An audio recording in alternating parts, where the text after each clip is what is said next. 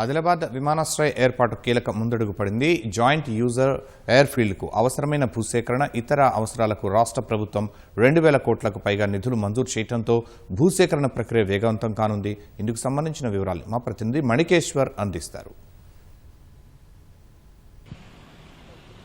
ఆదిలాబాద్లో నూతనంగా ఏర్పాటు చేయనున్న విమానాశ్రయం విషయంలో రాష్ట్ర ప్రభుత్వం కీలక నిర్ణయం తీసుకుంది. దీనికోసం 2,278 కోట్ల నిధులను మంజూరు చేస్తూ ఉత్తర్వులు జారీ చేసింది. మొత్తము దాదాపు 2,000 ఎకరాలలో ఈ విమానాశ్రయం ఏర్పాటు చేయాలని భావిస్తుంది.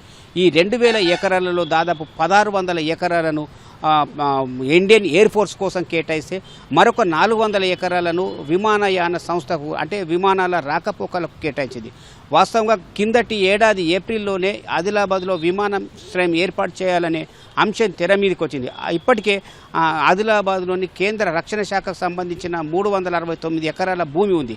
దానికి అదనంగా మరొక 700 ఎకరాలు సేకరిస్తే 1000 ఎకరాల్లో విమానాశ్రయం ఏర్పాటు చేయాలని ఏడాది కిందట నిర్ణయం జరిగింది.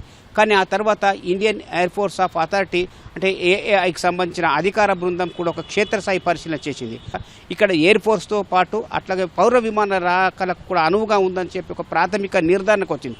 దాంతోపాటు అంటే 1000 ఎకరాలు సరిపోదు, అదనంగా ఒక 1,500 ఎకరాలు సేకరించాలనే భావన వ్యక్తమైంది. ఫలితంగా బెంగళూరులోని ఢిల్లీలోని వాయుసేన అధికారుల బృందం మరొకసారి పర్యటన జరిపింది.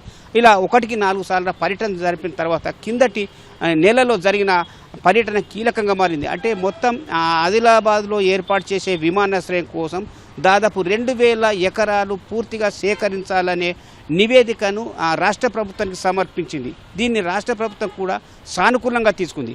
ఇప్పటికే 369 ఎకరాలను మినాయిస్తే మరొక దాదాపు 1,700 ఎకరాలను సేకరించాల్సి ఉంది. ఈ 1,700 ఎకరాలు అంటే 1,600 ఎకరాలు రక్షణ శాఖ కేటాయించి ఉంది.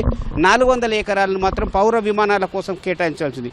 ఇప్పుడు ఈ సేకరించాల్సిన భూమిలో వాగులు, వంకలు, అట్లాగే ఛత్తీస్గఢ్ నుంచి తెలంగాణకు వచ్చే హై టెన్షన్ విద్యుత్ వైర్లు, విద్యుత్ స్తంభాలు, మిషన్ భగీరథకు సంబంధించిన పైప్ లైన్లు, తర్వాత ఆదిలాబాద్ అనుకుంట బంగారుగూడ మీదుగా కుమరంభీం ఆసిఫాబాద్ జిల్లా మహారాష్ట్రకు వెళ్ళే రహదారి అన్నీ ఉన్నాయి. వీటన్నిటిని కూడా మళ్లించాల్సి ఉంది. మళ్లించడం అనేది అత్యంత సులువైన విషయం ఏం కాదు. ఇది ఒక కఠినపరమైన నిర్ణయం. పైగా విమానాశ్రయం ఏర్పాటు చేయాల్సిన స్థలానికి పక్కనే భారత సిమెంట్ పరిశ్రమకు సంబంధించిన స్థలం కూడా ఉంది. వీటన్నిటిని పరిగణకు తీసుకోవాల్సి ఉంది. ప్రభుత్వం అయితే 2,278 కోట్లను కేటాయించింది. కానీ ఈ భూసేకరణ సంబంధించిన బాధ్యత అంతా జిల్లా యంత్రాంగం చూడాల్సి ఉంది. ప్రధానంగా ఈ ప్రాజెక్టులో R&B నోడల్ అధికార యంత్రాంగం ఉంది. అట్లాగే భూములు సేకరించడంలో అట్లాగే విద్యుత్ శాఖ, మిషన్ భగీరథకు సంబంధించిన ఆ యంత్రాంగాన్ని కూడా కలుపుకొని ముందుకు వెళ్లాల్సి ఉంది. ఈ అధికారులతో జిల్లా కలెక్టరు 1కి 2 సార్లు సమీక్ష చేశారే తప్ప పూర్తి స్థాయి నిర్ణయం ఏంటంటే ఇంకా స్పష్టత రావడం లేదు. భూసేకరణనే అత్యంత ప్రాధాన్యతాంశంగా మారుతుంది.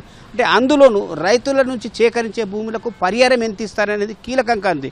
దీంట్లో ఇప్పటికి కూడా ప్రజాభిప్రాయ సేకరణ అయితే ప్రారంభం కాలేదు. కనీసం సూచనప్రాయంగా ఫలానా సర్వే నంబర్లు సేకరిస్తామనే మాటను కనుక కొంత రైతులకు లేదా వివిధ వర్గాలకు కొంత సమాచారం ఇస్తే కొంత అభిప్రాయం ఏమో తెలిసి వచ్చే అవకాశం ఉంది. కానీ దానికి భిన్నంగా అధికార యంత్రాంగం వ్యవహరిస్తుంది.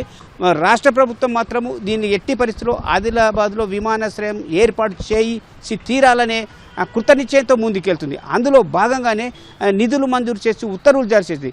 దీనికి కేంద్ర ప్రభుత్వం నుంచి కూడా సానుకూలత వ్యక్తం అవుతుంది. వాస్తవంగా ఉమ్మడి ఆదిలాబాద్ జిల్లా తెలంగాణకు ముఖద్వారంగా ఉంది. ఒక మూలన విసిరెట్టినట్లు ఉంది. ఈ విమానాశ్రయం కనుక అందుబాటులోకి వస్తే వ్యాపార, విద్య, వైద్య వర్గాలు అన్నిట్లో కూడా అనుకూలంగా ఉంటుందనే అభిప్రాయం సర్వజనీనంగా వినిపిస్తుంది. కానీ ఎలాంటి నిర్ణయంతో భూసేకరణ చేస్తారో, ఏ ప్రాతిపదిక చేస్తారనే విషయం మాత్రం అధికార యంత్రంగా వెల్లడించకపోవడమే కొంత విమర్శలకు తావిస్తుంది.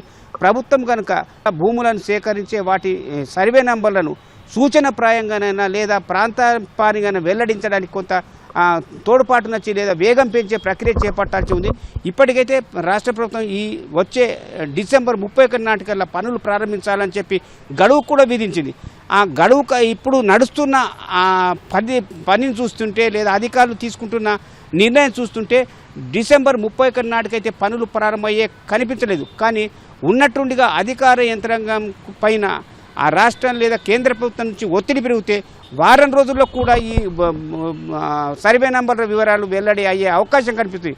రాజకీయాలకు అతీతంగా ప్రతి ఒక్కరు దీన్ని స్వాగతిస్తున్న సమయంలో అధికారులు కూడా బాధ్యతాయుతంగా సర్వే నంబర్లను వెల్లడించి నిర్వాసితులతో సమీక్ష నిర్వహించి ఆమోదయోగ్యమైన పరిహారము కట్టిస్తారని చెప్పే ఆశ కూడా వినిపిస్తుంది.